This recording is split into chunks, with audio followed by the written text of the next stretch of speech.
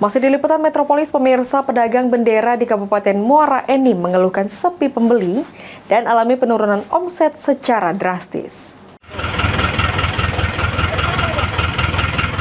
Pedagang bendera di Kabupaten Muara Enim mengeluhkan sepi pembeli dan alami penurunan omset secara drastis. Ahmad Doris, salah satu pedagang, mengaku sejak berjualan dari awal bulan hingga sekarang baru terjual beberapa item bendera saja, bahkan dari barang dagangan yang ia bawa belum setengahnya bisa laku. Untuk harga sendiri mulai dari 25.000 seperti bendera umbul-umbul dan tertinggi adalah background Garuda, seharga 200.000. Harga ini seperti harga dari tahun-tahun sebelumnya dan biasanya dari tanggal 6 hingga tanggal 12 ramai pembeli, bahkan dari pihak instansi pemerintah atau swasta sudah ramai-ramai membeli bendera dan jenis umbul-umbul.